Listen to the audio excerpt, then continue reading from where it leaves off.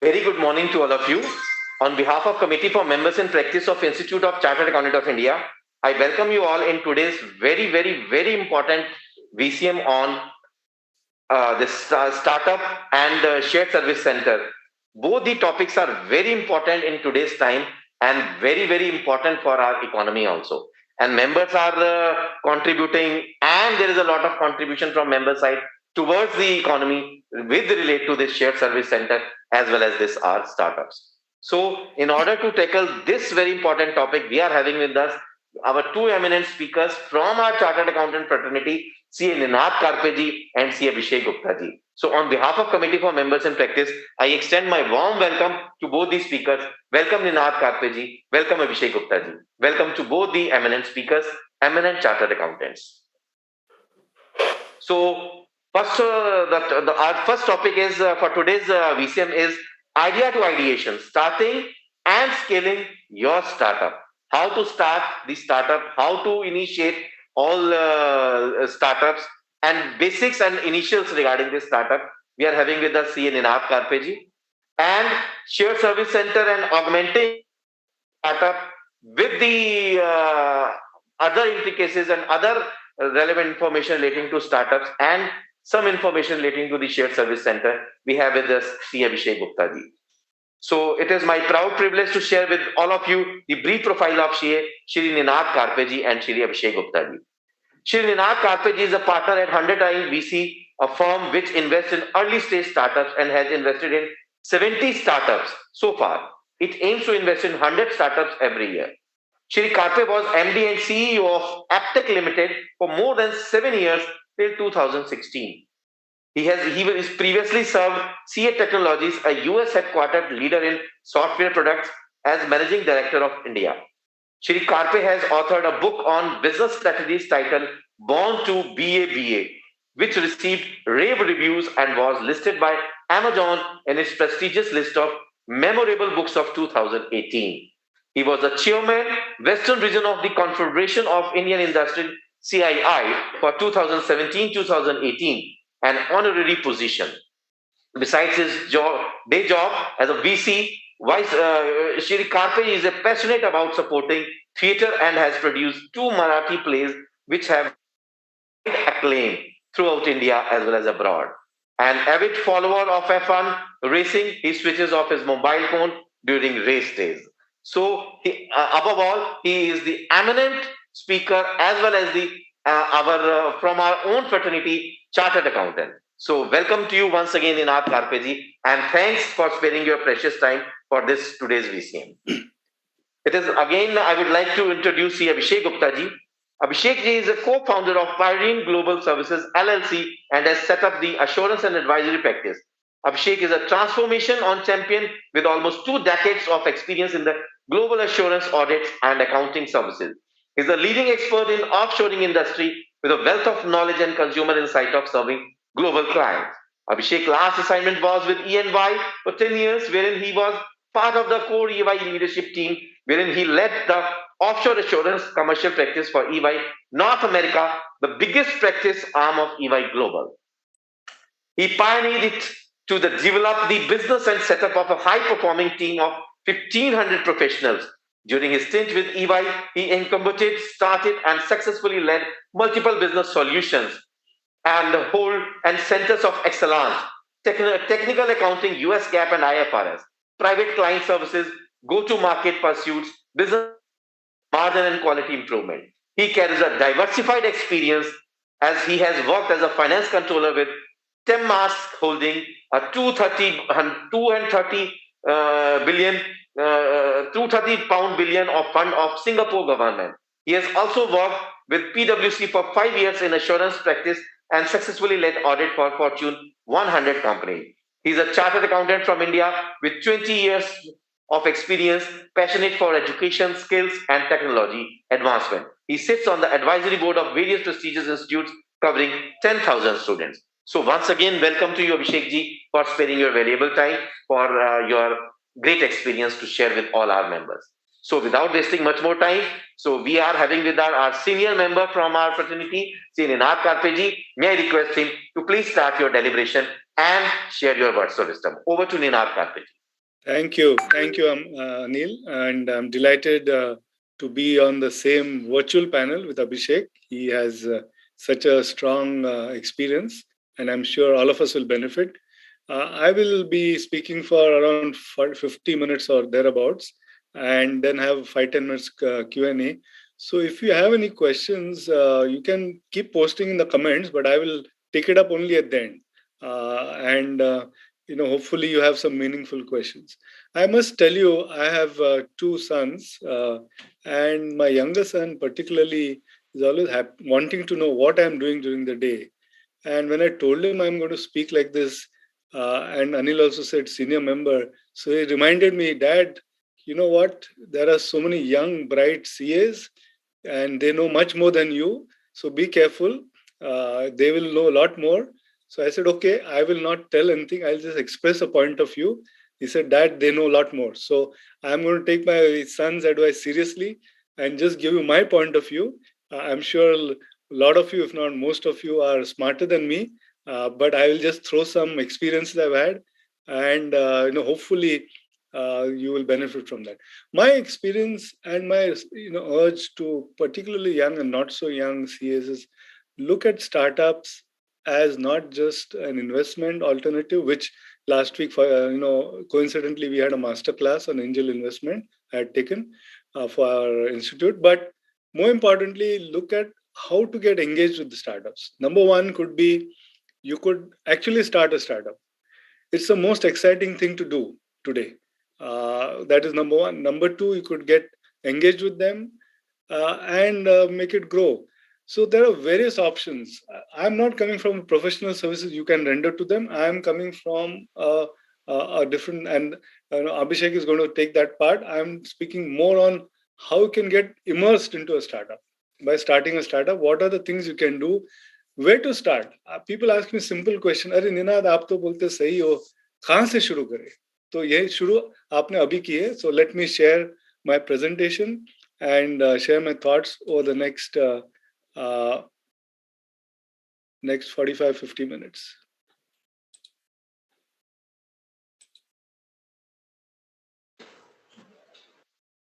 Fine, sir. हाँ जी. Make it full screen, sir.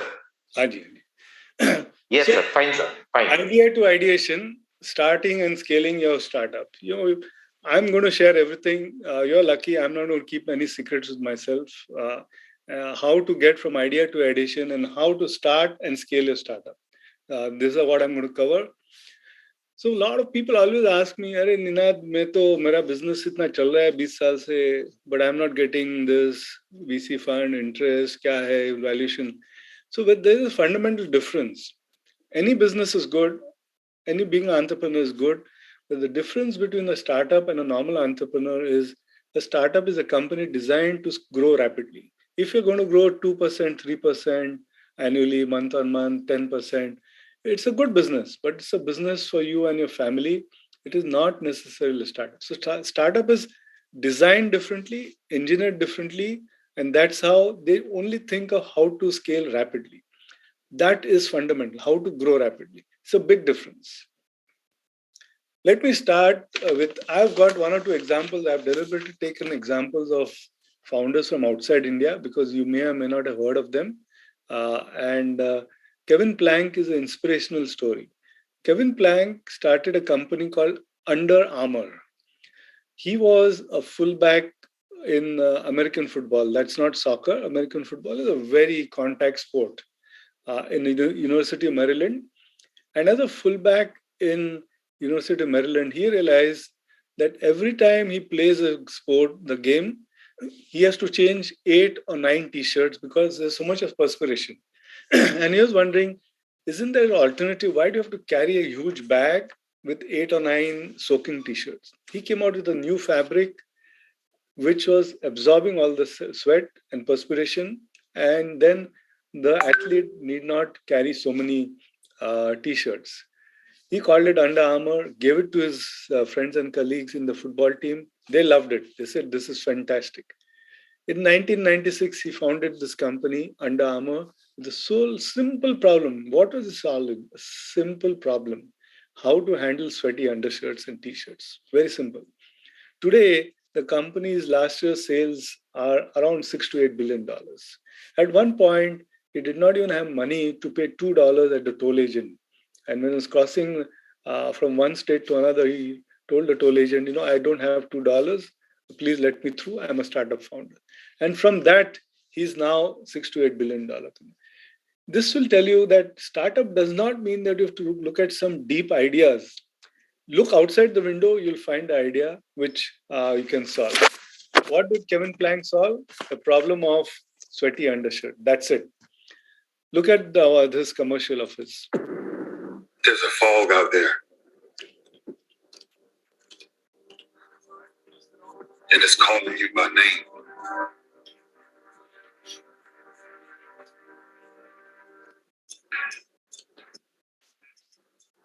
Wants to wrap his whole self around you. Forget who you are. You forget the work.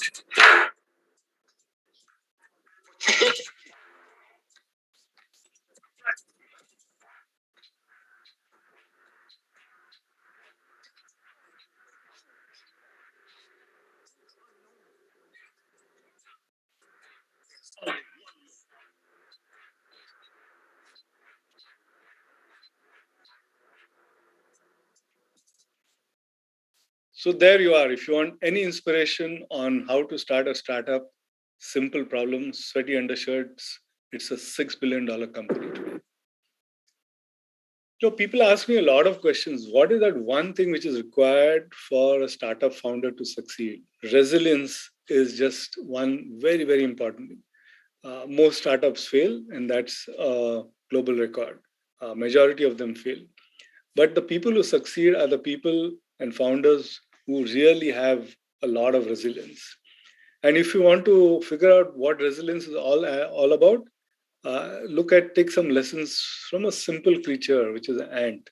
Ant never quits. It will keep going on and on and on. Try to stop an ant in its path. It will keep finding a way around. Founder has to be similar. If you try to stop the founder, she or he will find some way around. Up, downs on the side. In winter, an ant always thinks of summer, keeps gathering food. Simple learning lesson from a creature like an ant. So where do you start? I have spoken so many colleges, schools, entrepreneurs, young, old people. They're saying, Ninad bhai, ye to sab theek hai. Shuruaat kahan se kare? What is the starting? So this is a template of where to start. Question assumptions.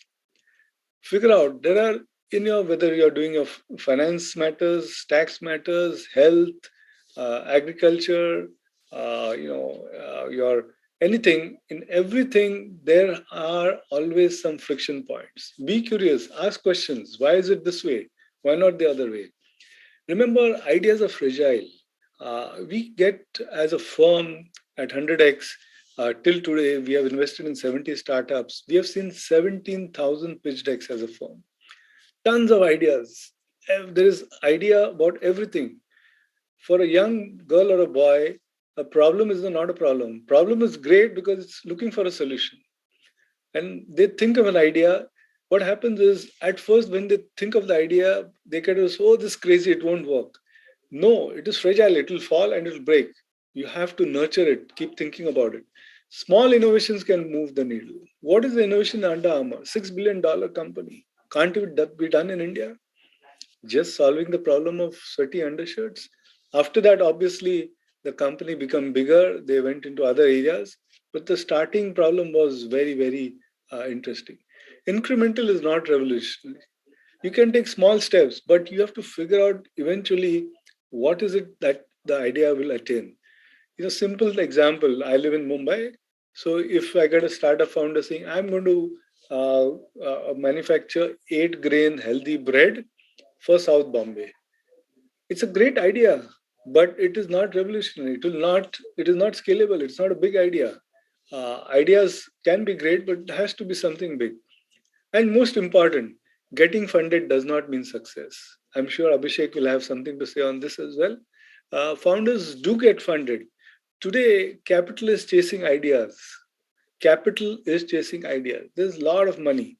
Founders go and pitch to one or two VCs and say, "Oh, these VCs are not understanding what I'm saying. They're not funding me."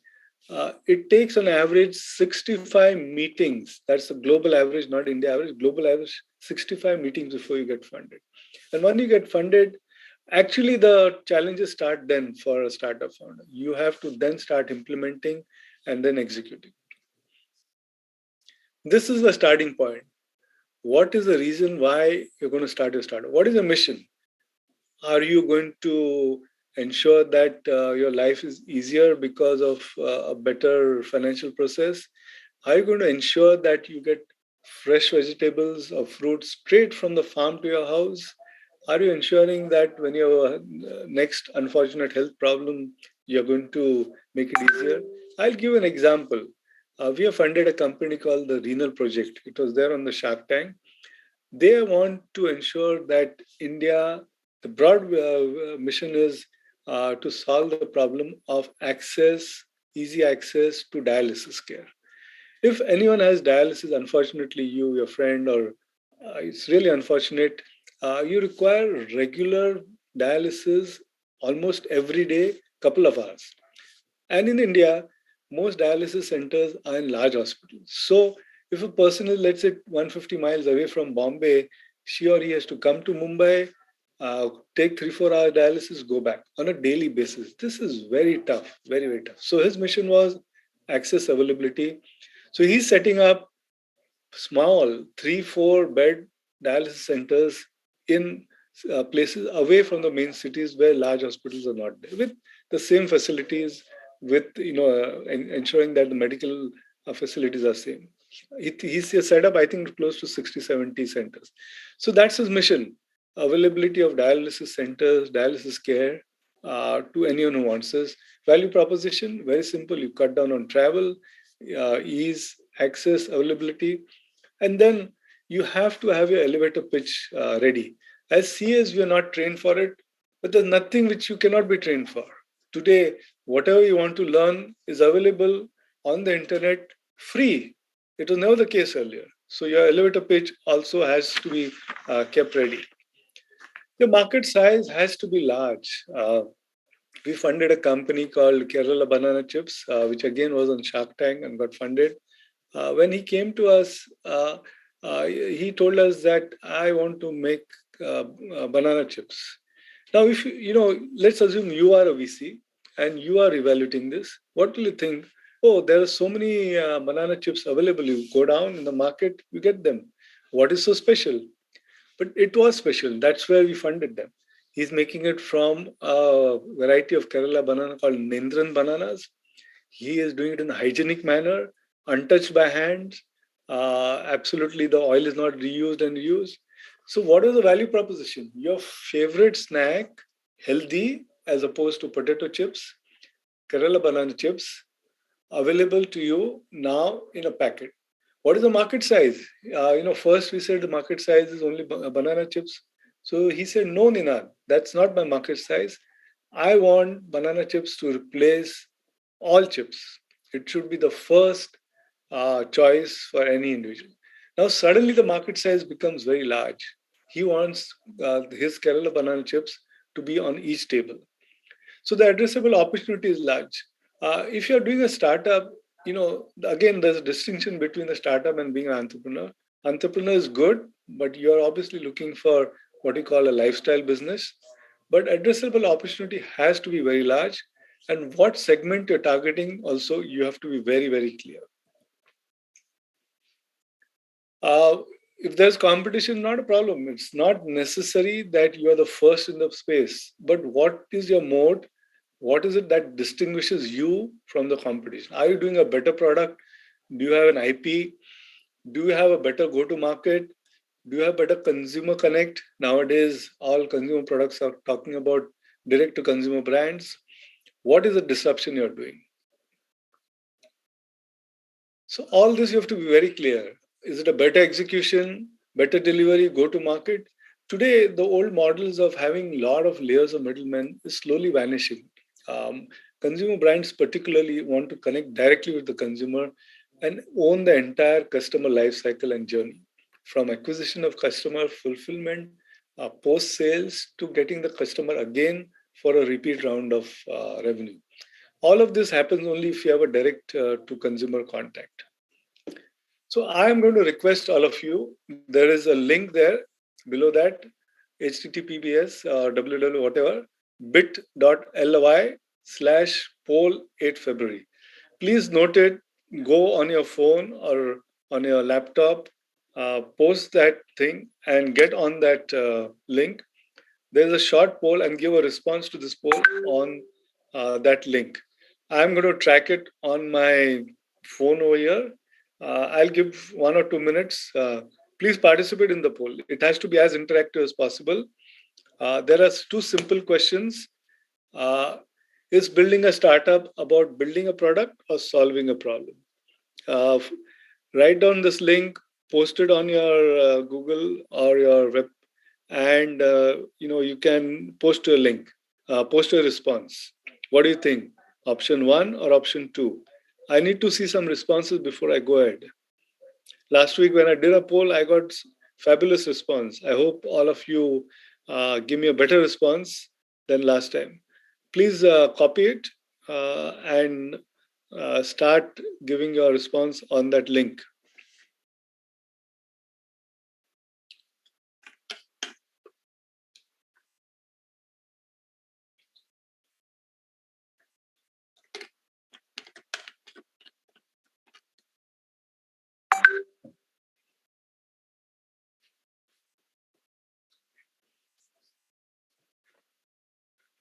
Come on, let me see some. Yeah, they've started now responses. Come on, let me see some more responses. I'll give exactly 1 or 2 minutes. Yes,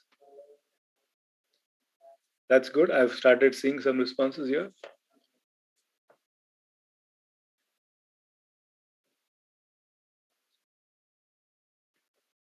Is building a startup about building a product or solving a problem?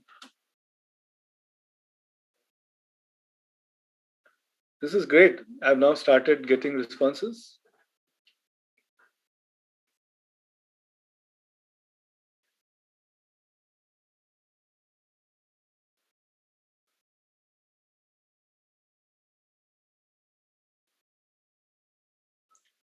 So I have two polls, this and one later. Nothing is right or wrong. These are just, as my son told me, uh, post your point of view and let's see how it is. So I have now got quite a few responses. Thank you. Keep sending. It will help. But majority responses are on solving a problem. Uh, Close to 80%, more than 80% is building a startup is about solving a problem. I tend to agree. I tend to agree with this alternative that building a startup is about solving a problem. Yes, building a product is important, but maybe it's a better idea to look at solving a problem and then build a product. So I'll move on now. You can keep sending your responses. It will be great, even when I'm moving on. I'll have one more poll later on, so be ready that time as well. But thank you. I've got fairly good, large number of responses. And even now, 80% is about solving a problem. Thank you. Having done that, you have to figure out what sets you aside. Is it that you're doing the same thing at a better price? Are you doing it at scale? And more importantly, growth capital is it what required? If you require growth capital, is not a problem. PCs will fund you if the idea is good and you're able to show regular growth. What is the value creation? And remember, when you seek funding, especially from VCs, they're looking at an exit.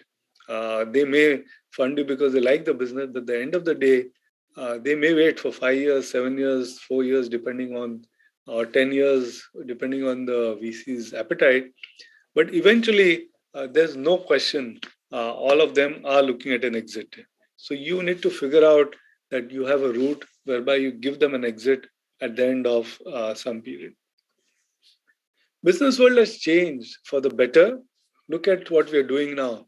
This kind of conferences were unheard of, where I'm sitting at one place, Abhishek is sitting at the second place, and all of you at some other distant locations, and we're able to, connect. Earlier, it was easy to say no when you are asked in the physical space, saying no, I can't come. Now it's so difficult to say no. Although I never say no to a invite by institute because I'm also a CA. But yes, it has changed forever. We are hopefully at the end of this COVID period. We will never go back to pre-COVID, is my assumption. It'll either be a hybrid model or a variation of hybrid. Work from home is a reality. I come twice a week to office. Today is my day in office, but other days I work from home. And there's significant lifestyle changes, whether you're watching more TV, whether you're eating more at home, you're consuming more. All this gives a lot of opportunities for startups. Uh, Online channels have become very, very critical. If you're not able to use the online channels, you will not be successful. There's a new thing which has emerged. I call it business to home, direct home. So in large cities, in large gated communities, orders are aggregated, and the person selling the goods comes to the society and then sells them. So it's a very different model, and now increasingly, you have to own the consumer. If you don't own the consumer, you are never able to sell to the consumer. You're never able to change your business model. If you directly have connect with the consumer, you know what the consumer's preferences are. You can change your product and services.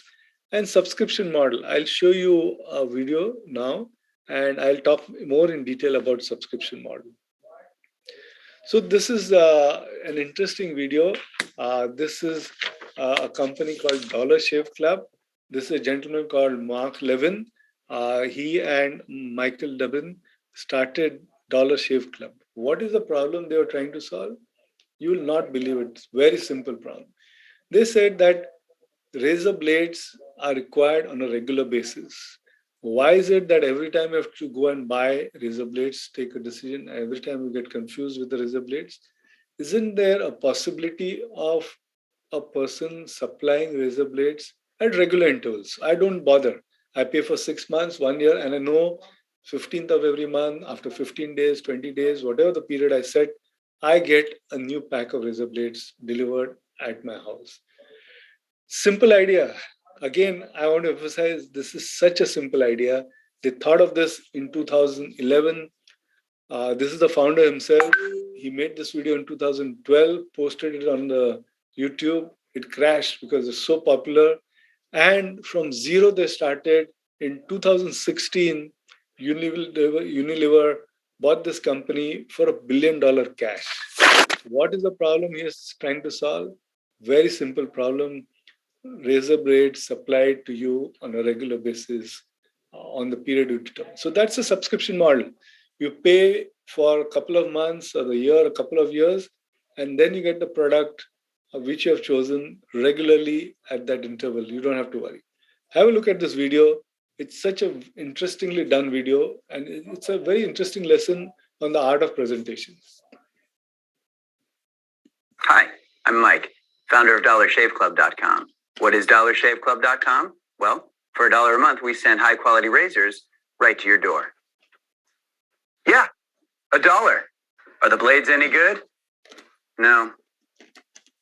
Our blades are great. Each razor has stainless steel blades, an aloe vera lubricating strip, and a pivot head. It's so gentle a toddler could use it. And do you like spending $20 a month on brand name razors? 19 go to Roger Federer. I'm good at tennis.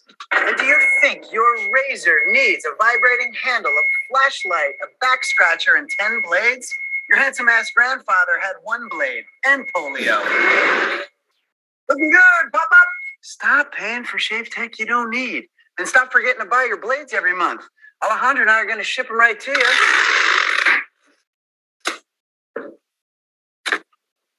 We're not just selling razors, we're also making new jobs. Alejandro, what were you doing last month? Not working. What are you doing now? Working. I'm no Vanderbilt, but this train makes hay. So stop forgetting to buy your blades every month and start deciding where you're going to stack all those dollar bills I'm saving you. We are DollarShaveClub.com, and the party is on.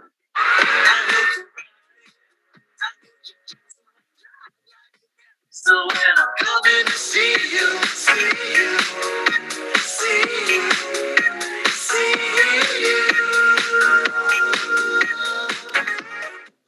Isn't it about time? So again, I just thought I'll share this video to highlight to you such a simple idea. Both the ideas are very simple. First idea of sweaty undershirt. This is the idea of blades delivered to you on a subscription model regularly. In India, we have seen subscription model, but none of them have become phenomenally successful. It's a model waiting to explode. It's a model that I fundamentally believe will succeed a lot in a lot of products, not just razors, but someone has to come up with some unique model in which she or he can do a startup. Hi, hi. So another big opportunity I think a lot of people sometimes ignore is the regional markets. Outside of the English-speaking internet, there are a lot of people who use internet in Bengali, in Tamil, in Gujarati, Marathi, a lot of regional languages. People have gone into it. The app Ku, which is in regional language. There are a lot of other things. I think it's a bigger size. A lot of founders have probably come from institutes which have English language as a main language. And that's why probably a lot of startups have been in this space and funding has happened. Not a problem. But I think the next big opportunity is in regional languages. Obviously, Hindi is the first and the biggest and the largest because it's spoken much more. But outside of that, also there's a large opportunity. You'd be surprised to know the statistic that last year, 2021, Tamil films grossed more revenue. Of course, in terms of number of films, they are larger, but that just gives an indication of the opportunity lying beyond all this. There is a lot of opportunity. I will talk about one of our startups which are funded called Philo. Very young boys. They wanted to do something in the agri-tech space. They felt, and we agreed with them, that in agriculture, a lot of innovation has happened in the last mile. A lot of technologies happened in the last mile. In the first mile is what more technology needs to be adopted and embraced. And that's how they started. They have now got an IoT device which they put in a farm, and based on the device, they gather data on weather conditions, soil conditions, and on a subscription basis for farmer, they provide services. Again, regional market, regional language, and they're doing exceedingly well. So, what are some of the potential areas which one can look at for the future startups? Maybe you can look at it as starting it, or maybe you can look at it as wanting to invest in a startup. Either of the two. Health tech. I think in the Indian marketplace, healthcare is a big opportunity. There is number one, lot of lack of access. Number two, when there's access also, there are a lot of systems which are broken. So, unfortunately, if you do get a health kind of experience, you'll notice that the system really has so much friction points, and it can be ensured that we do a much better job. Deep tech and AI is obviously something Indians are good at. I will give one or two examples of the companies we funded just so that you understand the kind of scope there is. We funded a company called Kroop, KROP.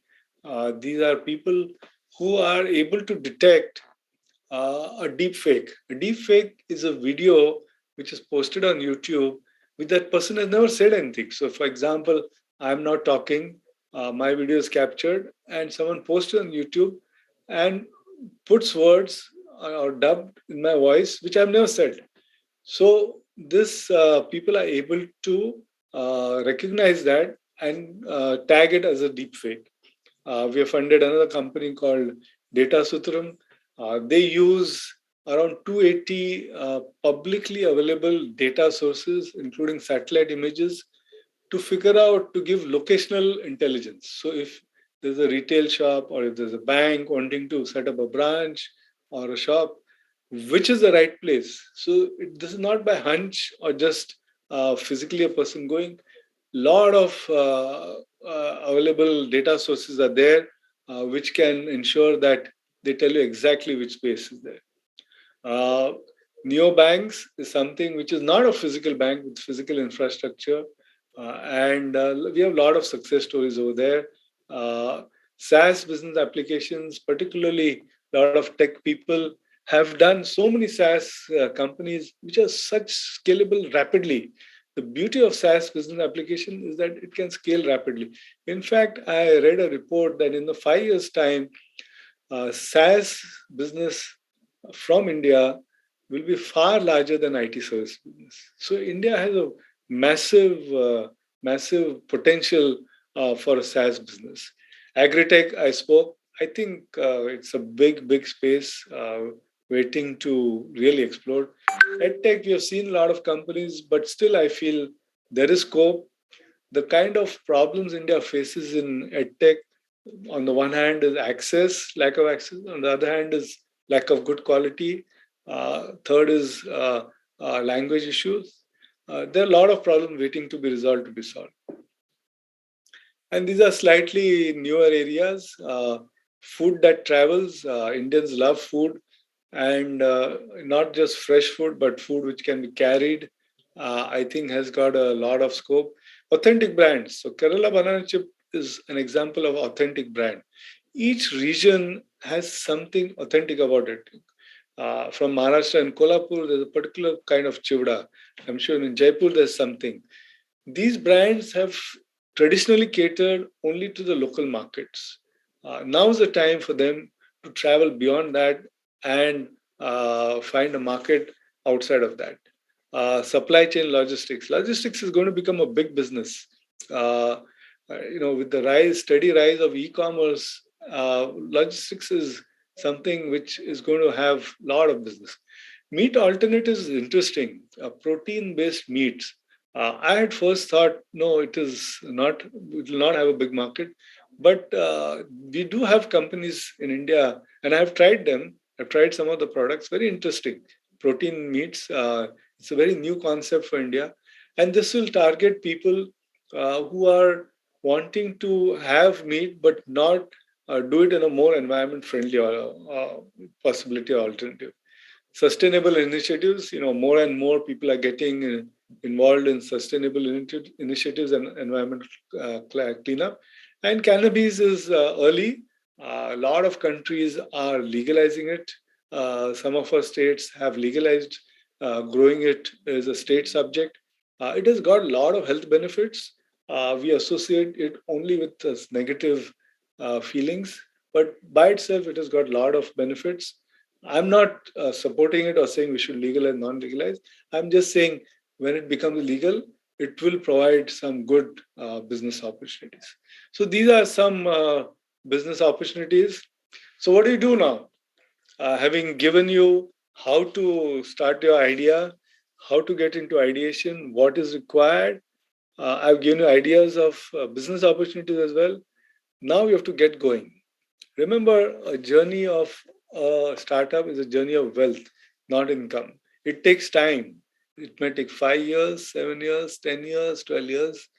But if you're successful, you can succeed beyond your wildest dreams. Ritesh Agarwal was 17 years old when he first pitched uh, for Oyo. And he's just in his 30s. And look at what's happened. We have recently funded a company called Utsav. They're based in Calcutta. The three young founders, one girl and two boys, both in their 20, 21 and 20, very young.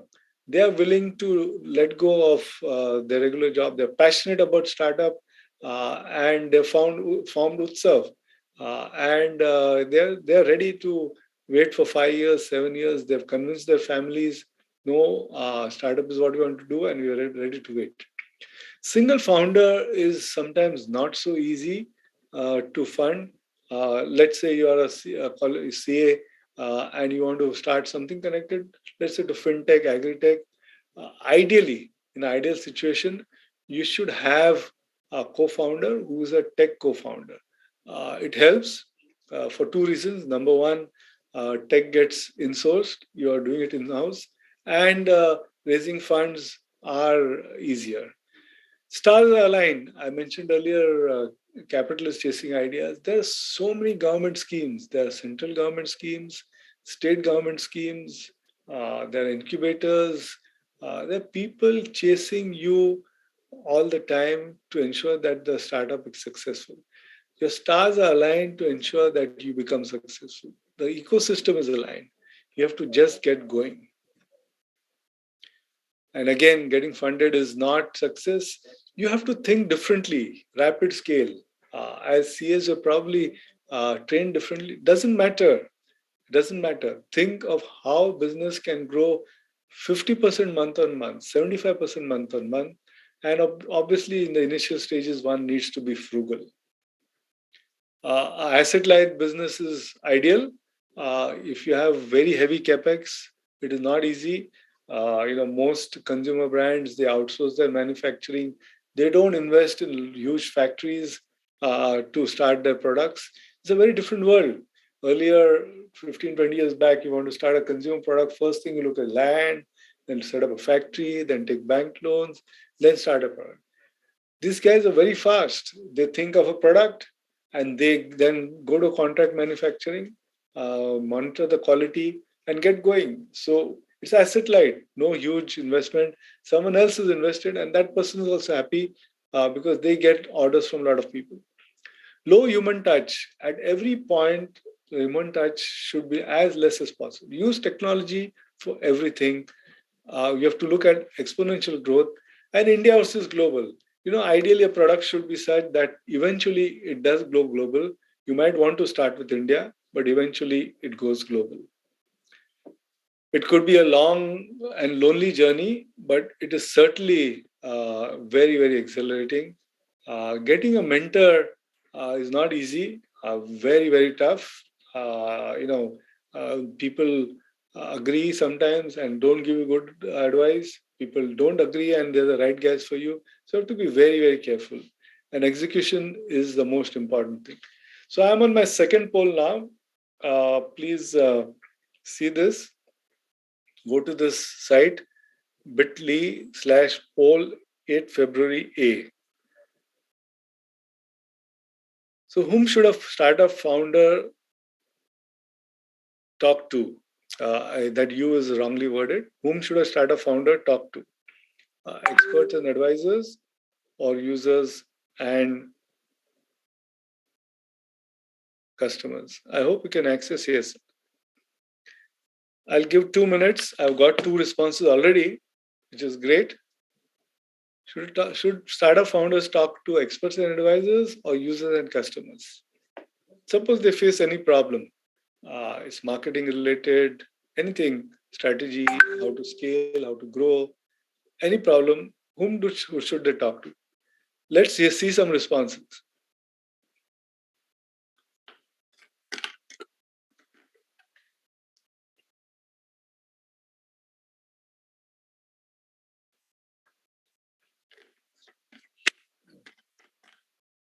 Yes, it started. I'll give 2 minutes to respond. I've got a couple of responses, but I need a couple of more to see what most people think. Okay, people are saying both. Let's see now. Let me wait for 2 more minutes. So keep your questions ready. We are going to close very soon. And whatever questions you have, I will give 5-10 minutes for that before I finally wind it up by 12 o'clock. And then you can listen to what Abhishek is going to talk and the fantastic opportunities he's going to say are available. I've got some interesting responses, so I'll wait. Most people are saying users and customers. So let me wait for some more time. Thank you. Thank you for making this interactive in whichever format by this poll method. So at least I can get to understand how you people are thinking. Well, most people are talking about users and customers. See, there you are. You're chartered accountants, but your market orientation is there. You are able to think like a business person, like an entrepreneur. Because if you're not, you would have used expert and advisors. Well, I mean, this is really startling. 94% are saying users and customers. I hadn't expected it, but that's great. It shows that CAs are true business advisors and on the right track. So I agree. I tend to agree. First, we should talk to users and customers. You can talk to experts later, but given a choice between the two, you have to talk to users and customers. So I'm going to close this poll. I'm very interesting. 92% thereabouts have said users and customers. Fantastic. Thank you for responding. You can keep sending your responses. I'm going to wind down my presentation now and keep 5-10 minutes for any questions which you may have. So on that note, let me share another story. This is keep responding to the poll. I'm still getting a response. I was in Vietnam when I was CEO MD of Aptech. And Aptech has centers in Vietnam which teach multimedia animation. There is a brand called Arena where Aptech teaches multimedia animation. It's a leading brand of Aptech. And I went to Vietnam. The main city is Ho Chi Minh City. And Aptech had a center of Arena around 80, 100 miles outside of Ho Chi Minh City. And I met this young boy. He was working on the computer, creating some animation characters. When I asked him his name, he reluctant to give his name. I said, "What are you doing?" He was not interested. If you're a creative person, you want to talk to a machine. You want to talk to your creations, not to a human being. Even if you're a global CEO, they don't care. Finally, I asked him, why have you written Jesus on your t-shirt? And he said only one thing, which is still rings in my mind. The words echo in my mind. He said, "Mr. Carpe, I want to be the world's best animator." Can you imagine? This boy is just 80 miles away from Ho Chi Minh City. So it equivalent to tier 3, tier 4 city in India. And he wants to be the world's best, not just best in Vietnam. And I said, "Really?"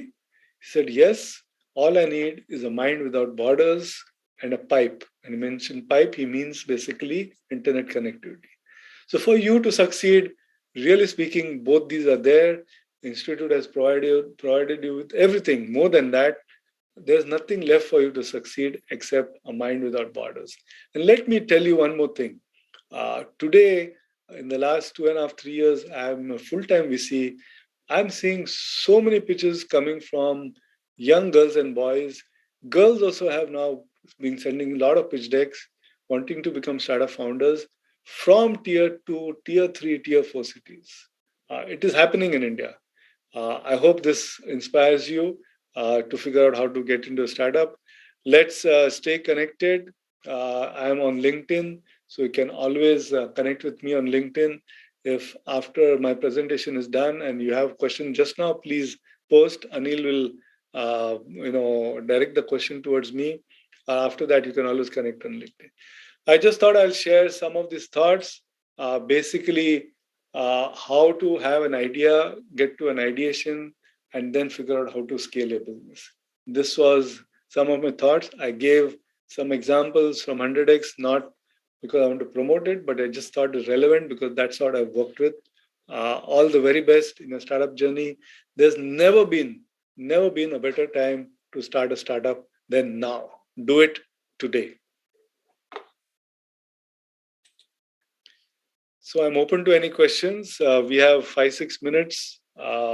If anyone has any questions, post, and Mr. Anil will take them.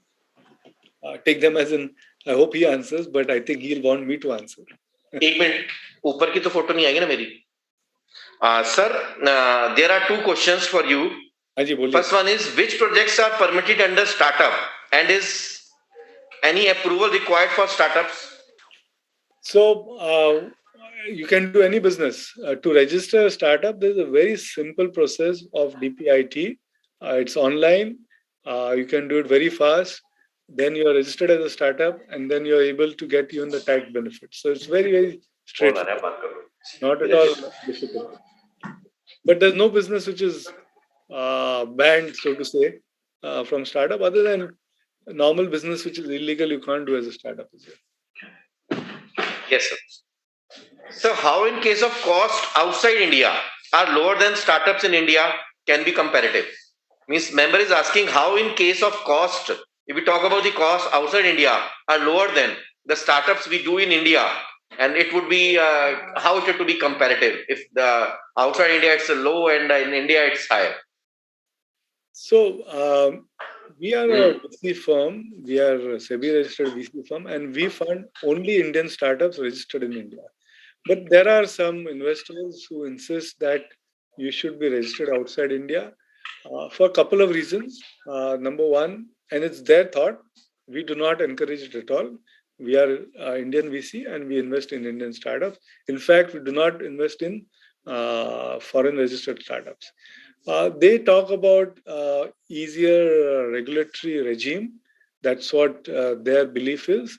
And in a sense, they talk about because of that, a result is that a slightly lower cost in terms of, I don't think cost of maintenance or regulation is lower.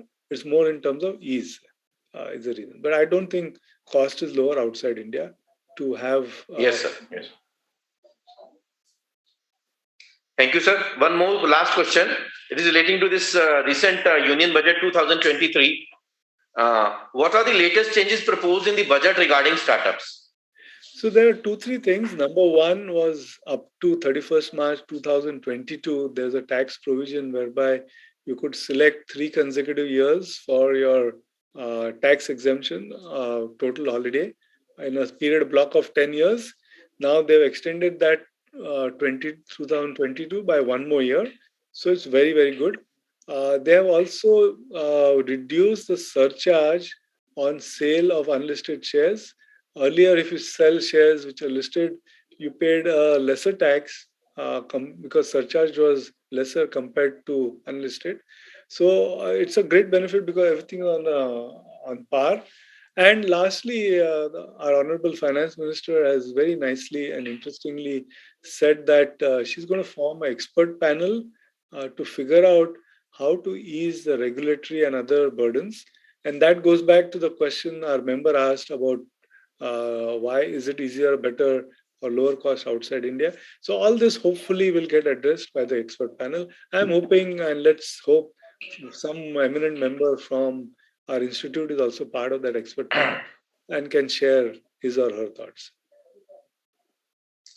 Thank you, sir. Abhishek sir, would you like to ask any question from sir? Abhishek sir?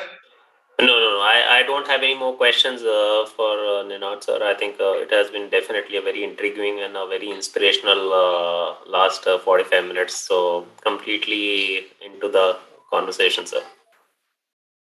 So thank you so much, sir. Thank you so much. It was wonderful experience to have you over here and have your words of wisdom as well as your great experience shared by you with all our members. So more than 1,800 members are already logged in, sir, right now. And already 1,800 members have gained knowledge from yourself, sir. Thank you so much. On behalf of CMP of ICI, I extend my heartiest thanks towards you for sparing your valuable time. Thank you so much, sir.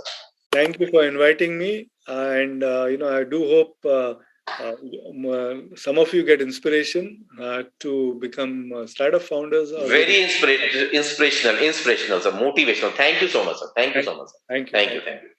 So moving towards our next technical session for relating to the same topic as well as the shared service center, we are having with Abhishek Gupta ji to share with your experiences. So over to Abhishek ji. Thank you, Anil ji, for inviting me again for this interesting session, and thanks to the CMP board for organizing such an insightful session on the startups and how probably the shared service centers can be a contributor to the startup, and eventually how these two things are kind of contributing to the overall concept of Aatmanirbhar Bharat, the 5 principles of Aatmanirbhar Bharat. So, and I think it's a kind of it's a big jump in terms of from the first session to this one, considering the kind of an insights what Nidar has kind of shared with all of us in terms of how, in case if we want to kind of start a startup, what are the things which we need to kind of take into consideration, how we need to kind of change our mindset, and it's all about in the mind. And I think just to kind of give you a kind of a reflection, I myself has been into the public accounting space for almost 16, 17 years. And after spending about 17 years in the public accounting space, thought that this is a time for me to kind of get into my own startup. And started this entire startup, which comes with our own pedigree of the entire F&A, auditing and assurance. And in this space, in terms of how differently we have been supporting the clients, in terms of how differently we are bringing a value proposition to the client. So I think this whole idea of me kind of starting the startup came about a year back and kind of jumped into something. Obviously, when I kind of really started this, there were multiple other ideas which I was thinking outside of our core competency, getting into some products, getting into some services, which predominantly doesn't get so much directly associated with what we have studied as a part of our curriculum. But got into this, and I think here I am to kind of share some of the reflections, some of the views. But before that, would like to kind of give you some kind of reflections in terms of how this entire startup industry has kind of revolutionized the entire globe, and not only restricting it to the globe, but practically how it has impacting India as a country. So on this note, I would like to kind of do a small glance through some of the things what I have to kind of share with you. So as you can say, it's a very interesting and intriguing first thing where you can see the Make in India concept, which is being very well propagated as part of the Prime Minister of India, and so well being appreciated as part of the Aatmanirbhar Bharat. And how all these things, when we kind of think about our startups, dreams, youth, ideas, start the unicorn persistence comes into play.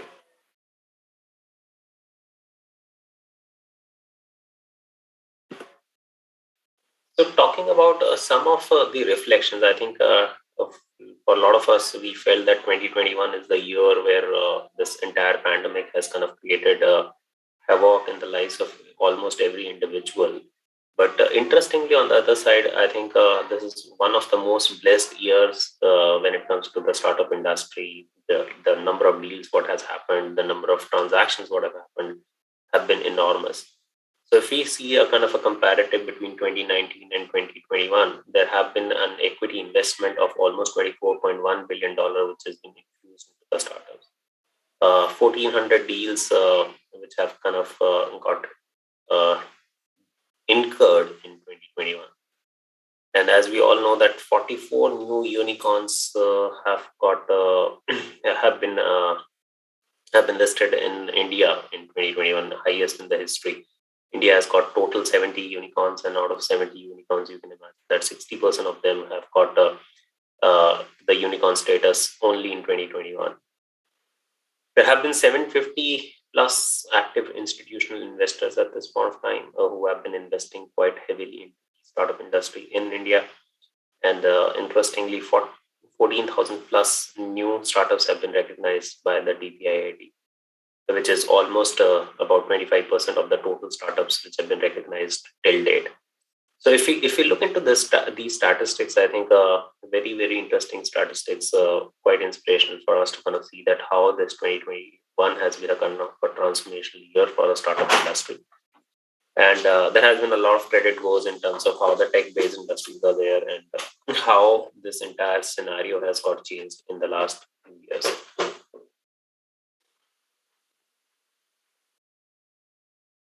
I wanted to kind of share the world landscape in terms of how India is being poised and how we are positioned across the globe.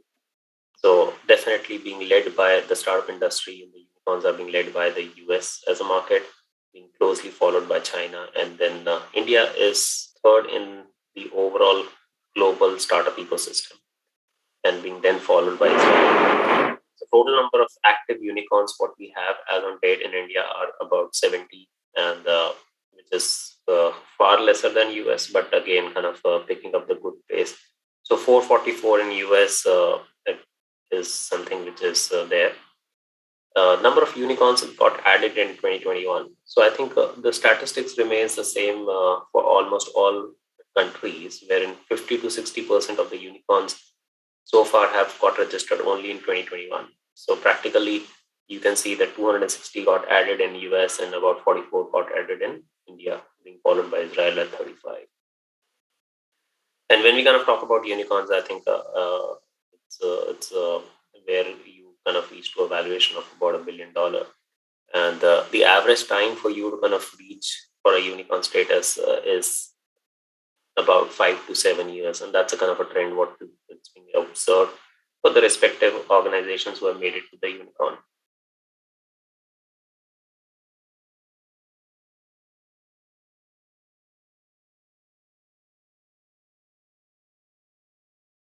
India is being very well positioned to take off in the startup world. As I've kind of mentioned, that India is the third largest startup ecosystem in the world. The expected growth rate in India is going to be about 12 to 15% year on year. Currently, we have got about 63,000 startups which have been recognized by the DPIIT. 2,800 startups have been funded by SIDBI Fund of Funds, and SIDBI Fund of Funds is something which is being, again, DPIIT kind of created a fund which is supporting SIDBI, and then eventually SIDBI is kind of finally funding the VCs to kind of invest into the startups, which is fairly a very, very thin or marginal threshold in against the 60,000 startups. And but again, 2,800 startups have been funded through the government initiatives. Out of these 63,000, about 8,900, or you can say 9,000 startups have been technology-led startups. So tech-based startups have been there, and about 1,300 startups have been born in 2019, which means about 3 to 4 startups have got registered, not only born, got registered and recognized by the DPIIT on a daily basis, which is a huge number because it's not that all the startups get recognized, but they take their own speed of time.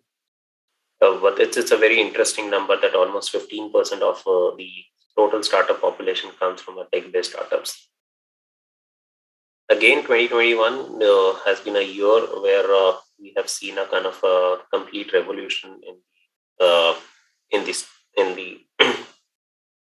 listing space, where 11 Indian startups have kind of got listed and they've raised about $7.16 billion through public offerings. There have been 8 unicorns out of those 11 startups. And the revolution came in the entire industry, considering that how come a loss-making companies which are sitting on such a huge pile of accumulated losses and don't even have a kind of a near future to kind of grow profitable, have been got listed and have been kind of trading at almost a much higher valuation in comparison to their list price. So I think that is a kind of a revolution what these startups have been able to kind of bring it out in the entire regulatory framework. There is an estimate, or the numbers which says that by 24-25, India will have about 100,000 startups, which kind of resonates with the overall growth what we are expecting year on year. And that's going to be a huge number for any businesses in India to kind of get funded or get supported. So some of the reflections in terms of how we are being positioned as a country, how opportunities are going to kind of shape up from these new startups coming up our way.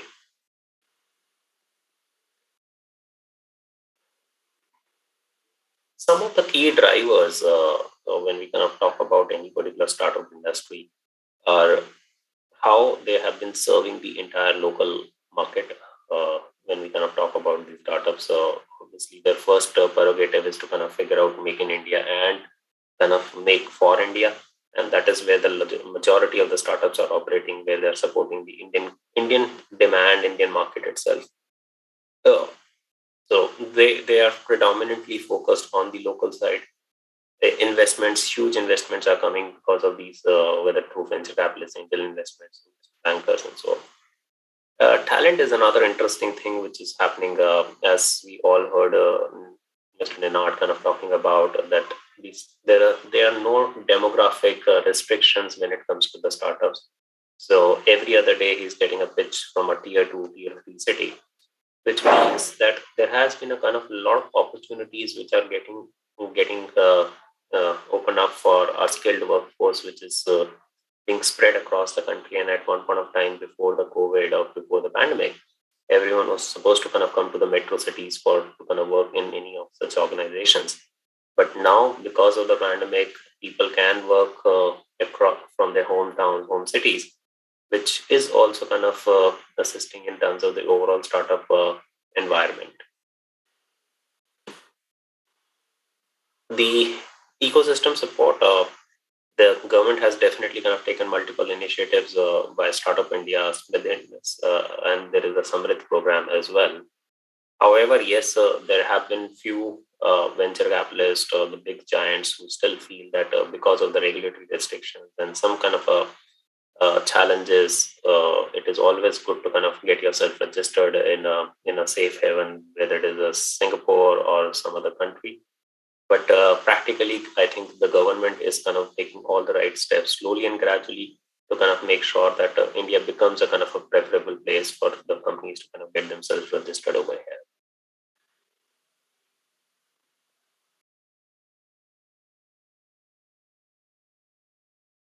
I think before we really kind of talk about the opportunities for the members, I think we have talked a lot in terms of how, what, and where we can do the startup. We have talked about some of the statistical benefits which such a startup is bringing to the country and to the globe.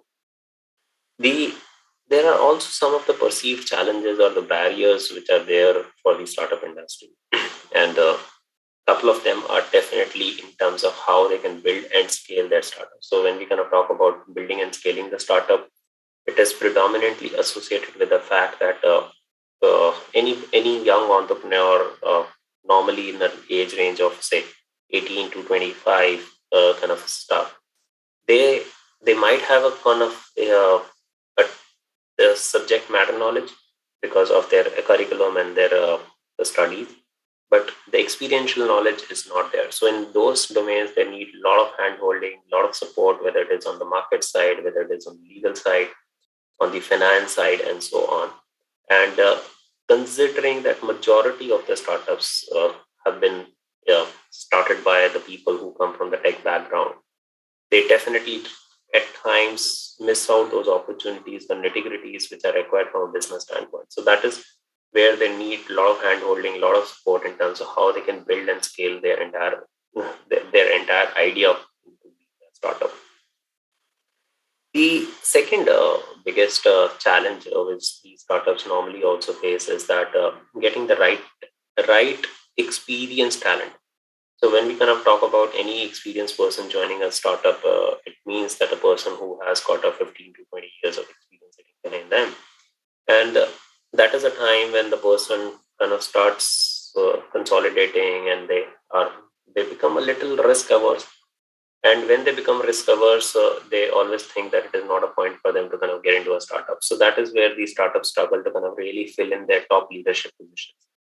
So a lot of people don't kind of jump into that idea of taking a risk at that part of the life. So I think that is the second challenge. Then third, which we have talked in bits and pieces here and there, that yes, at times the regulatory framework, the ease of doing business is also a kind of a challenge. And India as a country is not being ranked in amongst the top 100. So I think that is where the other challenge poses in. But having said that, when we kind of really talk about these challenges, so whether it is building and scaling up the businesses, whether it is building up the top leadership positions, talking about the overall regulatory environment and so on, it also kind of produces a lot of opportunities for us as members of the institute in terms of how and what is the role which we can play to kind of really support these startups. So few of the things, it is not an exhaustive list, but just few of the things what I thought of kind of putting it across is that we can kind of create the entire package of services. And I'm sure that's not new what you're hearing. It's something which we would have kind of thought through, that how best we can kind of really help in terms of assisting the startups right from their incorporation to their legal formalities, registrations, setting up their FP&A function, setting up uh, their entire or supporting them in terms of due diligence, cash flows, projections, patent filings, supporting their payroll and the overall tax compliance. I think there is a very interesting statistics which kind of really put a thought in my mind, is that we talked briefly about that there have been about 63,000 startups which have been recognized by the BPIIT. But interestingly, there are only 50 odd startups who have got the tax exemption under ATIAC, which is that 3 years tax exemption benefit which Mr. Ninard was kind of referring to. And that is where neither of these startups have got that kind of a right mentorship, guidance, or kind of a support, at how well and how quickly they can kind of really apply for those. So if we look into the overall percentage, it is closer to 0.6% on the overall population. Only 0.6% startups have got the tax exemption benefit, vis-a-vis that there is still a scope for the 99.4% to kind of go for that.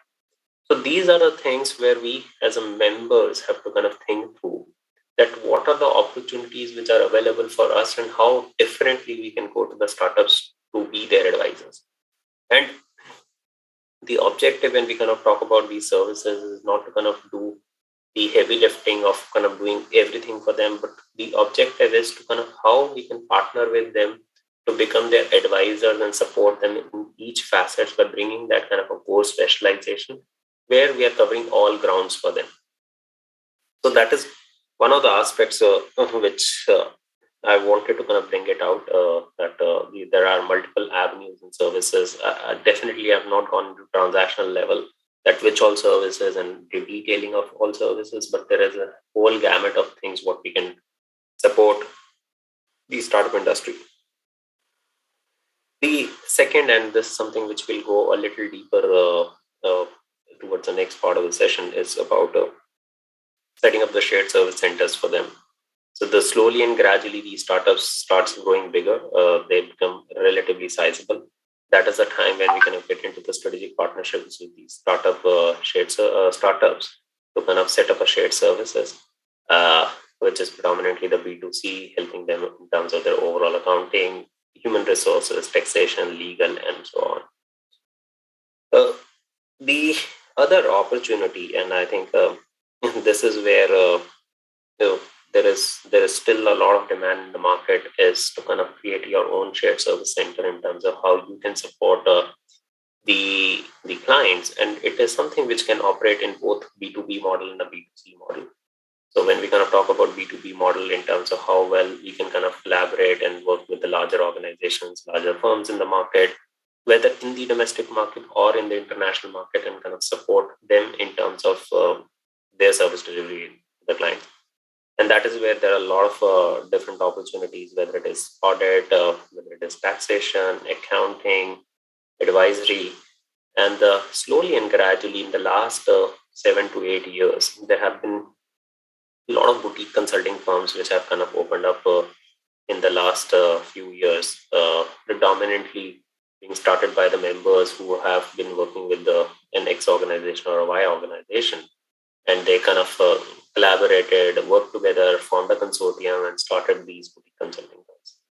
And I think this is exactly what I myself has kind of started in terms of how we can support the clients in terms of providing them a differential value, in terms of providing them a differential service delivery. And we are operating in both the B2B and a B2C model, both in the domestic and the international market.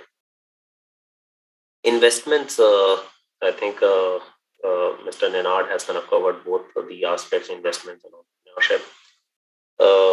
Investments, definitely we can kind of really understand, go deeper into this market to kind of really understand the startup. There are a lot of,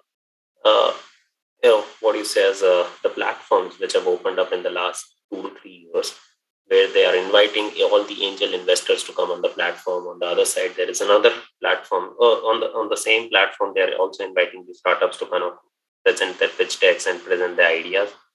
And that is where we all get an opportunity to kind of really understand those platforms. And if we feel comfortable, that we can really go ahead and start with the small investments. Yes, the success rate of investments has not been so high, but it works on a simple ratio that probably 95% of the investments might not yield the results, and it might go negative. But if 5% clicks, then the 5%, the result orientation might be as high as 1,000 to 2,000% on the return side. So that is how the investment ecosystem works. So I would strongly recommend our members that they should join one or the other platforms, the angel investment platforms. And it is not that these platforms will provide an opportunity for us to kind of understand the avenue where we can invest into the startup, but it will also give us an opportunity to really see and explore things that how these younger chaps, younger minds, and it's the people are kind of thinking in all different spheres, whether it is ed tech, agri-tech, and fintechs and whatnot. So you will get to kind of hear a lot of business ideas. You will get to kind of hear a lot of business avenues. So these platforms are the minuscule version of the Shark Tanks, what we have been closely following over the TV over the last few weeks. So that is where I would recommend our members that they can kind of look into this. The last but not the least is entrepreneurship. I think when we kind of talk about again in this environment of startups, the first thing which comes to our mind is that is this only meant for the folks who are coming from IIT backgrounds or IIM backgrounds, or kind of at least coming from the technology or the B school backgrounds? Have we really seen any chartered accountants kind of getting into on the startup kind of a thing? The answer is absolutely very limited, because of one reason or the other. But I think there has been a lot of opportunities for members to kind of really start enhancing their business side of the things, which at least the credit goes to the curriculum what we have gone through, that the technical knowledge and the practical exposure which we all carry is immense. The only thing is that we need to kind of start thinking and observing the environment and see that where the opportunity lies and how we can make that simple idea or the simple problem can be kind of converted into a solution by us. So I think that is where the entire seed of or the conceive of the startup comes into play. So over here, I definitely see that we as an institute also have to kind of think through that how we can bring that that small element into our curriculum, that which can encourage, that can kind of provide case studies to our members, so that at least they can start inculcating that kind of a skill set to kind of really start thinking about getting into the startup world as well. So this is where I see that it can place us into a very unique proposition in the market, rather than only kind of restricting us to our core competencies.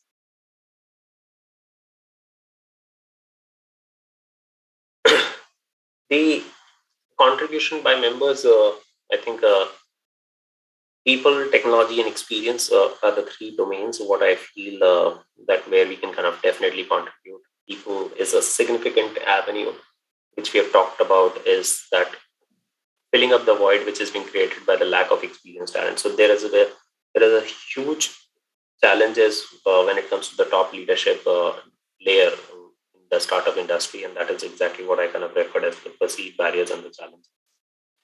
So this is where I think we as a professionals need to kind of really on ourselves, teach ourselves that how best we can kind of really take up these opportunities. And there have been multiple classic examples, the people who join these startups in their early stages. Yes, it definitely brings an element of risk, but it also has an element of immense opportunities. Opportunities are not only related to somebody getting an ESOP and ESOPs getting a kind of a big value in the longer term. The opportunities lies in terms of the experience which a person is going to kind of get by getting into these smaller organizations or in their startup journey phase. The experience is going to be so wide that one is not going to only be restricted to one avenue doing only AR and AP, but the person will get a kind of an wholesome experience in terms of, and at a very young age, 3 to 4 years of a person can get an experience to kind of be a financial controller with these startups or be a CFO with these startups. So once you are into that domain, you get to kind of experience the whole gamut of the F&A space, the whole gamut of the entire treasury, taxation, and what the all other functions what we have in place. So I think this is again a mindset shift to what we need to kind of bring it into ourselves. Again, probably ICI can be kind of helpful in this to bring some element into our curriculum where we can kind of really start encouraging and create a pool of create a kind of an ecosystem where the members themselves become much more confident, and they are able to kind of take that element of risk to kind of get into these. So that is where I see that there is an opportunity. Apart from we getting into a kind of an environment where we are going and working for these startups, there is another opportunity. There is another contribution. What we can do is that, like the way I kind of talked about shared service center, we can create a small pool and we can kind of really contribute to this. So I think there has been multiple platforms which are currently being running. There is a platform which is called Startup CA. They have got about 300 members on board who have been locked in over there, and they're supporting almost 800 plus startups. There is also a very interesting platform which is being initiated by the ICI, and I'm going to kind of talk about that in the next slide. Which I believe so that some of the people are not aware about that particular platform. It's a beautiful platform. It's a kind of a marketplace where they're trying to engage the members, the founders, and even kind of providing an opportunity to have an incubation centers. So I'll kind of talk about that in the next one. The second is the technology, how we can kind of combine the existing technology in terms of what we are doing and how we are doing. And you will see that, you have been seeing that there have been a lot of organizations who have started their tech startups in a space where they say that we will help in kind of getting the audit done in half an hour instead of 3 days. We can help in kind of doing the automation around bank confirmations and all the basic things. We can kind of do the help in the testing of procedures and so on. So there have been a lot of things, whether it is around legal, whether it is around taxation, whether it is around GST and so on. So there have been multiple tools and technology which is being created in this space. So this is again one of the areas where there is a whole lot of avenue for us to kind of really contribute to these tools and technologies, and even to kind of imbibe these tools and technologies into our service delivery when we are kind of delivering to the clients. The experience is the last one, where we have to kind of bring more of a standardization and help in providing the ease of the overall process management and access of data systems and people to these startup organizations.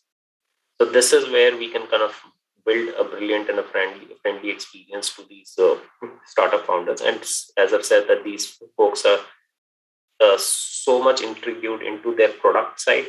But other than the product side, there are a lot of other avenues where they definitely need somebody who can help them, mentor them, and kind of provide them the right experience. So this is where our role becomes significantly important, because of the fact that our domain knowledge expertise is so wide that we can really support on at least on majority of the platforms for those particular startups. This is the tool which I was kind of talking about, ICI Startup Gateway. This is exactly where they are able to kind of bridge the gap between the member, entrepreneur, and the startup investors.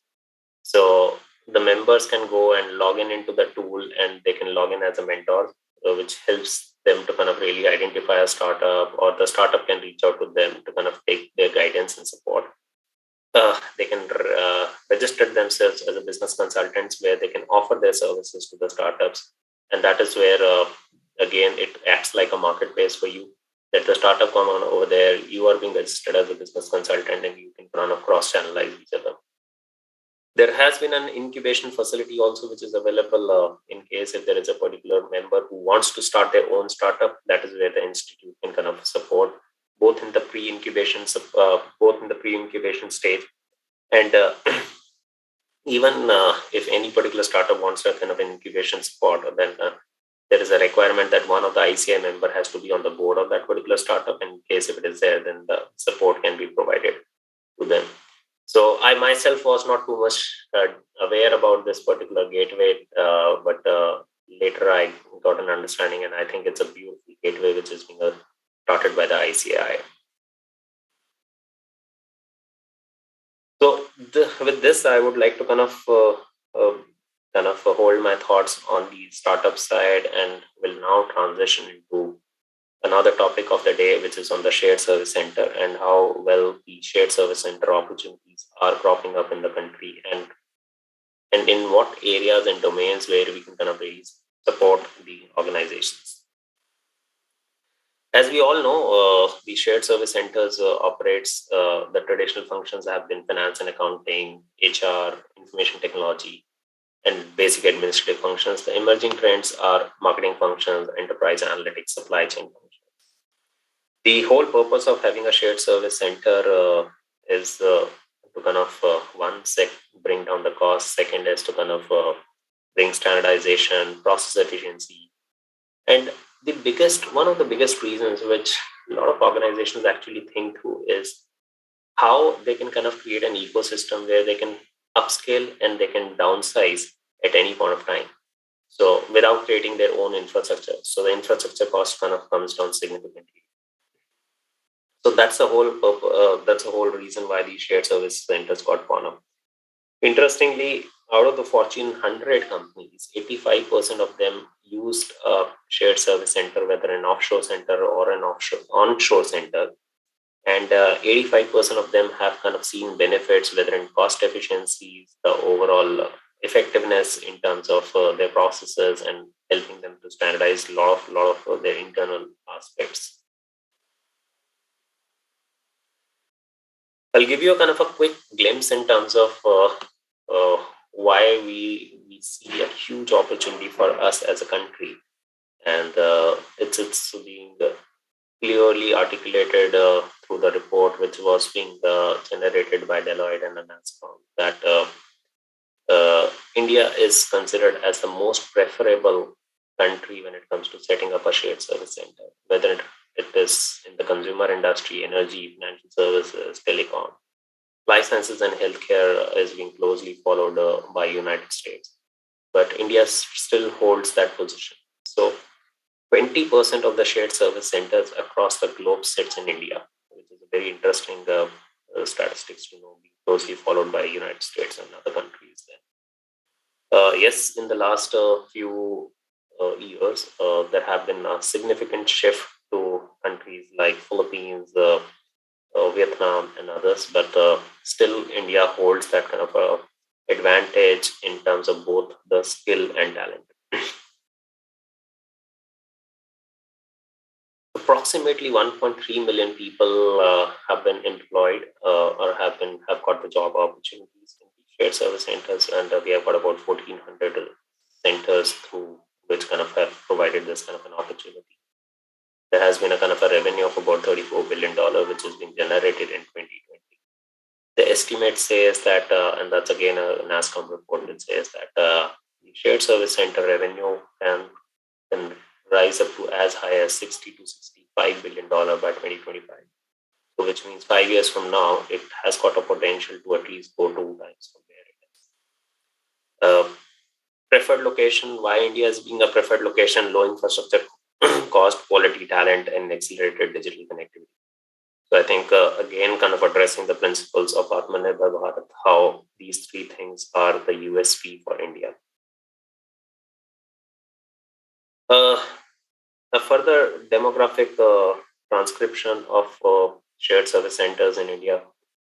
Out of 1,400 shared service centers, the majority of the hub sits in Bangalore, with about 35% in terms of number of shared service centers, and kind of employing almost 38% of the population, being closely followed by Delhi, Pune, Hyderabad, and then Chennai, Mumbai. But interestingly, what is happening is that when it all started with these bigger cities, but slowly and gradually, the shift is happening to the other emerging locations as well. And It is a very interesting scenario because yes, Bangalore has got the maximum number of shared service centers.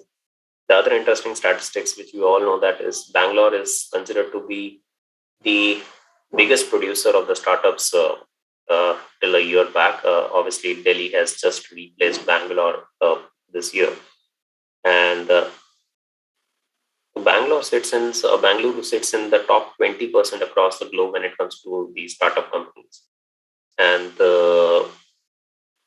Bangalore also brings about 45% of the FDI contribution. So these are the kind of statistics which Bangalore brings. So that's a very, very interesting that one city, which is also the biggest hub for the shared service center, which is providing mass job opportunities. On the other side, it is also the city which is also kind of the place where all the conceiving of the new thoughts and ideas is happening. The seed generation is happening over there of all new ideas and thoughts. Well, this is a kind of a demographic representation of the stuff. When we kind of talk about emerging hubs, we saw that about 94% of the shared service centers sits in the tier 1 cities, the metropolitan cities. And it's only 6% of the shared service centers are currently being located in the tier 2 and the tier 3 cities, or even in smaller towns. But interestingly, there has been a significant shift in terms of moving from a tier 1 to the tier 2, tier 3 cities in the last few years. And the clear example is high cost, mundane tasks, climate, security, and infrastructure challenges. And because of this pandemic, again, there has been a kind of a shift in terms of how the shared service centers can be taken to the smaller towns. So leaders, we all know that the cities which we talked about in the previous slide, upstarts are the ones where a lot of companies are opening up their offices in Jaipur, Ahmedabad, Chandigarh, Nagpur, Kochi, Trivandrum. And the dark horses are of the cities where we have got places like Nasik, Baroda, small towns in Karnataka, even hills in Uttarakhand. It's very interesting for me when I was doing some research about this. There have been a couple of very interesting shared service centers which have opened up in the hilly areas where people are kind of employing folks who have only done 10 plus 2, 12, and they don't have that kind of a so-called academic experience, but academic knowledge, but they are being trained in terms, the skills are being trained, or they are being honed in that way that they are able to kind of do the basic accounting jobs. So, and we as my company also, we have got a big support center or shared service center in a very small town in Karnataka where we operate with about 200 plus people over there. So this is how the mindset is now getting shifted, that how well we can kind of take these opportunities, reduce the overall infrastructure cost, and make that ease of finding the talent to these smaller towns and smaller cities.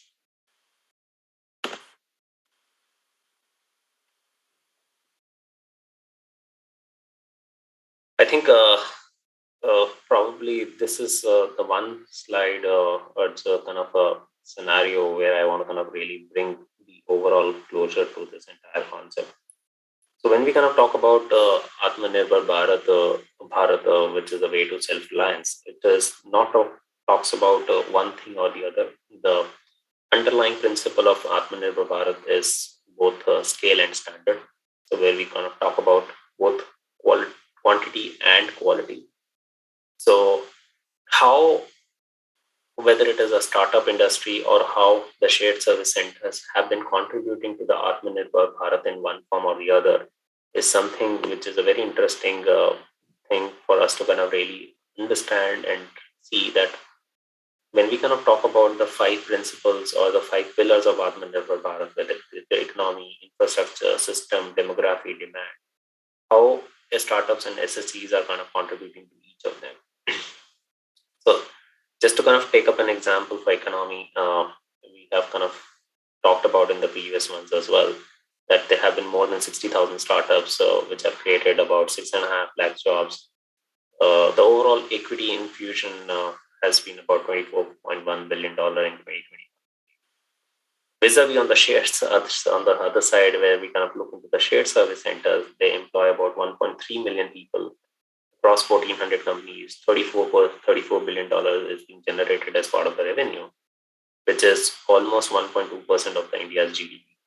So imagine the kind of a contribution what these shared service centers are making. Infrastructure, 29% of all startups are based in the emerging hubs, which are the tier 2, tier 3 cities and towns, smaller towns, which is again a very inspiring story for us to kind of understand that the infrastructure development is not only restricted to, or the development is not only restricted to the bigger cities, the metropolitans, it is now kind of getting deeper into the tech 2 and tier 2 and a tier 3 cities. Vis-a-vis on the other side, we talked about shared service centers. They're currently majorly confined in metro and tier 1 cities, but however, there has been a slow but a gradual shift which is moving towards the smaller cities and the smaller towns. System technology enabled startups are definitely playing the important role in fulfilling the dream of being a digital India. And I think our startups, which are tech enabled startups, some of them are really the game changers across the world. UPI is again a kind of a unique concept in its way. When we kind of talk about the shared service centers, 72% of the shared service centers have already implemented the RPA, robotic process automation. 55% have got single instance ERP, and 53% have got either the AWS or cloud.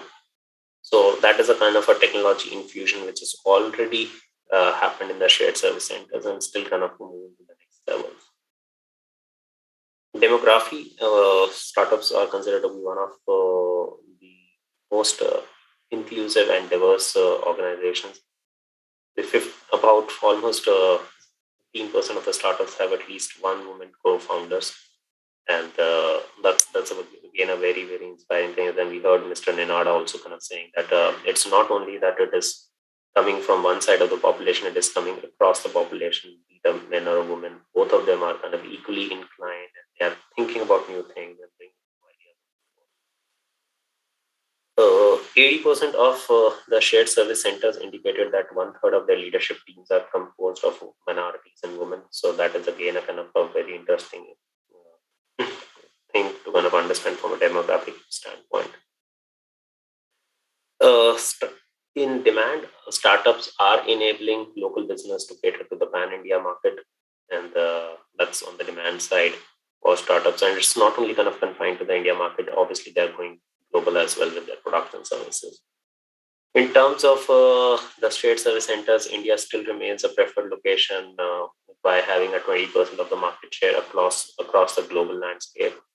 So still, any new organization or any organization who's thinking to kind of create an offshore center or offshore center, India is definitely a preferred location. And interestingly, when it comes to demand, in terms of shared service centers, the demand is not only restricted to kind of getting the business from the international market, whether it is US, Europe, or Southeast Asia, Australia, but the demand is also getting significantly generated within the domestic space as well. So when we kind of talk about the domestic space, there are a lot of companies who are kind of setting up their own shared service centers or say BPOs within the country. Telecom industry has been the one industry which has revolutionized this concept almost a decade back, where they kind of started their entire customer support center in India for their Indian customers. The SEC being followed by a lot of government related projects which have been outsourced, and now they have been taken care by the startups within the country. The major organizations, the big infrastructures, they are the ones who are kind of coming up with this concept of having their in-country shared service center to support their entire operations and processes. And there is a very fine integration, which at least I have figured out as part of my journey, is that how well these shared service centers can kind of support these startups. And that is where a huge opportunity lies, that how a small combination of 15 to 20 startups can be supported by one shared service center in one form or the other. And that is where there is a lot of opportunity lies, to help them in standardizing their finance functions, help them in setting up their HR functions, and getting them into managing their entire taxation and legal compliances. So that's on the demand side, in terms of not only thinking about that if we have to kind of have a shared service center, or we need to kind of get something, it is only restricted to the international market. There is a lot of opportunity which is available in the domestic market as well. So I think that's the kind of a brief outlay in terms of how these startups and the shared service centers are kind of really paving the way for us to be a self-reliant country, and how we can be contributing to one pillar or the other of Aatmanirbhar. So I think these are the few thoughts which I thought of kind of tabling with each and every one of you. On this note, I would like to kind of pause myself and see in case if we have questions from the group, anything more you want to kind of understand about the shared service centers and the startups. And I think as before we kind of really get into the Q&A side of the things, I had a kind of a discussion with many members in the last few months that how differently we can kind of really create a shared service center in our space, and how well we can kind of support the international and the domestic market. And there are a lot of opportunities, as I've said earlier in part of my discussion, that earlier when we used to thought about shared service center in our regime, we always thought about accounting, doing the bookkeeping work. But over the period, there has been a lot of specialized shared service centers which have opened up their gates in the country. There have been shared service centers which are specialized only to do the legal compliances. There have been centers which are specialized to kind of do the tax filings and so on, and now kind of getting into audit side and advisory side, which are considered to be the little niche and complicated ones, but still there are people who have now founding up centers to kind of support these complex areas as well. The other interesting thing is that there are a lot of centers which are now becoming industry centric or sector specific. So there are a couple of centers which are operating in southern part of India which only support the real estate and the hospitality sectors. There are only centers who are only supporting the tech-based companies. So those are the core competencies which one can think through in case if one is thinking through to kind of really get into this side of the business to kind of support the clients through setting up the entire infrastructure of a shared service center. So with this, I would like to kind of rest my thoughts and would see in case if there are any questions for me. Anilji, if you want to kind of really help me out with that.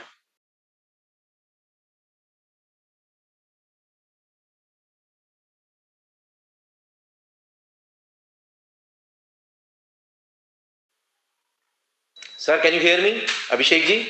Yes, I can hear you. Thank you so much, sir. It was again indeed a very, very marvelous presentation. Always, your presentation is always good and very knowledgeable. It is, I think, in this year, I hope we are having your experience for, I hope, third or fourth time. So third or fourth time, and every time you are available, and hats off to you, and thanks from the core of my heart personally. Thanks from the core of my heart that you always accede to our request, and only for the sake of the members. And I would like to apprise you that today is our 97th program, 98th program for this year. Oh, wonderful. Today's 9th now, so it is our 97th program, and on 11th we are having 100th program. Absolutely. So we are going to cover by this Friday 100 CP program for our members. So our committee has covered 100 programs this year till 11, sir. It's a great achievement, sir. It's a great achievement. Yes, sir. So we are having 2-3 questions for you also, sir. One is, sir, can you suggest us ki cost is relevant or variable cost is relevant? Which one is relevant? And how to reduce current cost in startup perspective, particularly advertisement cost using technology? I think it is it is not an agnostic question which has got a same answer for every startup and every business. It will differ from an idea, it will differ from a product, it will differ from a services as well. So we cannot have one simple answer that the advertisement or the marketing cost can be substantially reduced by using technology unless we know that which product and services we are talking about. But interestingly on the flip side, if we look into any kind of a startups, and that's a trend, that majority of their expenditure, about 17 to 18% of their expenditure, which sits on their income statements, comes in this space of advertisement and marketing. And that is where the scalability happens. And it purely depends, as I'm saying, about the idea. If the startup idea is where you have to kind of get more of the user base, get more of the subscriptions and then members, then obviously advertisement and marketing is going to be a kind of a cost. Even if you are using technology, that technology comes with a cost. It is not something which doesn't kind of bring that cost element behind that. So that was the second part of the question. Anilji, do you mind repeating the first part of the question again? Yes, sir. Yes, sir. Just a moment, sir. So it is member is asking ki whether which one is relevant, cost or variable cost. How to reduce the current cost? He is talking about the current cost. How to reduce the current cost in startup perspective? Yeah, again, I think it purely depends on how we are again depend on our services. But again, if I have to kind of really think about that, how these startups can kind of really minimize their cost and kind of not get into the other aspects, because basis my review of multiple financial statements of these startups, the two major elements which sits on their P&L in terms of cost, one is the payroll cost and the second is the advertisement cost, which sits under their indirect expenses. And within the payroll cost, the reason why their payroll cost is much higher because of the scarcity, as we talked about, the talent, to kind of find the talent at experience level. And that is where there is an opportunity for the startups to use these offshore or the shared service centers, virtual advisories, virtual CFO advisories, and so on. And that will help them to kind of reduce their direct cost and kind of really still able to focus on their product and technology side of the things. And even the other operational aspects can be outsourced. Ji sir, ji sir, ji sir. Sir, relating to this question only, before getting to the stage of variable cost funding, what all are to be placed in this specific like idea, document, and so on? What is can you just repeat? I'm sorry, I'm finding it difficult to The hear member you. is asking before getting to the stage of VC funding, what all are in the place to be specific like idea, like document, and so on? Yeah, I think it pure again when we kind of talk about the VC funding stage, that is a stage which comes pretty late in the game. Nowadays, the expectation from the VCs or even from the angel investors is that before they really put money into an idea, they want that how that idea is generating an output, right? So before anybody kind of comes and put up money on the table, it sounds very easy. The statistics are very clear that out of the 6,300,000 startups, so whoever is registered, they've got only 2,800 of them have got the funding, at least from the SIDBI platform. But the funding is not something which is going to be available so easily for everyone. So yes, there has been a lot of groundwork which needs to be done before to kind of get into that stage where somebody can even apply for any kind of funding, where they have to run the operations. So there are two platforms. One is in case if you're a tech-based platform, or your platform is something which is going to be more on a subscription model and so on. So in those kind of a scenarios, yes, the opportunity of one to kind of get a funding is relatively easier when your startup is being backed up through some kind of a technology, and the scalability is much higher. On the startups which are more on a brick and mortar kind of a concept, and the avenue is that there is a slow and a gradual scalability, the opportunities for getting the funding becomes relatively tight. I would not say no, but it becomes relatively tight. So now the expectations from the VCs and angel investors is that they have to kind of see that how much that idea has been able to generate the business for themselves, and how much is the founder has been able to sustain into the business. So I think those are the things which comes into play. And for that, yes, there has been a little bit of bootstrapping needs to be done unless you find some kind of a seed investor or some kind of an angel investor into play. But yes, nowadays it is becoming relatively difficult to kind of go for an secure funding. But yes, if the idea is good and if you're able to sustain something, uh, funds is not a challenge in the market. The question is not about the fund availability. Funds are definitely available in the market today. That's the reason why you see a lot of funding is coming in one form or the other. But that fund distribution is getting restricted. That's not being distributed so freely. Yes, sir. Right, sir. So one very vague question, not a specific question. This is regarding the success of any of the startup, and if we are talking about any new startup and new idea, so someone likes that idea, someone don't likes the idea. So member is asking ki, matlab, in some ideas got recognition at all in India, but in overseas we talk about the same, it got recognition. So how do we make a success in India itself, our own country? Yeah, it is a very, again, it's not on, it's a very demographic and country specific question. Yeah, country specific. If we talk about these food delivery chains, whether it is Zomato and the Swiggy of the world, whether we talk about UPI is a classic example. India is the pioneer in these solutions.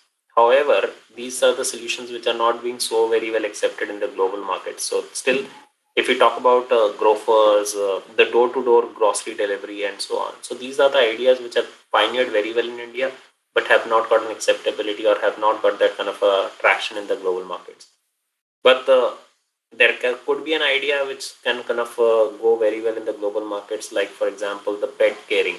So in terms of taking care of pets, whether home pickup, health provisions, taking care of the pets when you're not available and so on, is very prominent in the other part of the country, but other part of the world, but it is not prominent in India because India, by virtue, is not the country which is wherein every other person is having a pet at home. So it is a very, very, very specific to each country, their requirements and their demography. So again, a broader question to be answered. Yeah, very broader question. Very broader question means depends. Yes. Until unless we know the product and service which we are talking about. Yeah, it depends feasibility study, which product is feasible for which country as per the demographic or as per the requirement, as per the members, as per the citizens. So we have to go for the feasibility study first, then which is required, which particular idea is required for which type of country. Then we may proceed with that particular idea. That's correct. And Mr. Ninad also picked up a very beautiful example of banana chips. Yes, so when that company came out and they said that, okay, banana chips is something which I want to kind of bring it out and I want to replace the regular potato chips. But is this something which is going to be feasible in the other part of the world? Probably yes, probably no. Because the time for somebody to even understand what is a banana chips will take its own credibility. But at least in India, if you talk to people that do you know banana chips, the people know about banana chips. Yes. Last question is, sir, what are the scope of export startups, in which area export startups may be success? Matlab, question is relating to the export startups. Can we go for the export startups? And what is the scope and which area we can start the export startups which fetch the success in India? Yeah, I'll tell you about my startup. It's an export of services. So we have got a shared service center and a support of services across to the global market, wherein we serve the international market both in the US and in Southeast Asia. And we provided services across sphere. So whether it is accounting, advisory, and so on. And it is again from an export perspective, it obviously it is more product driven rather than service driven. So if you are planning to kind of do any exports, so majorly focus on the product side of things until unless you have got a services. So product can be anything. It can be Indian origin product. It can be your self designed product. I recently heard about a very interesting idea that the person is kind of designing their own clothing. Okay. And Then they are kind of own clothing, and initially they started exporting from India, but they realized that the cost is not kind of working out in their favor. So they kind of got the job work. Now they're getting the job work done in the international market only, and getting designing is being done from here. Job work is being done in the US and being sold in the US.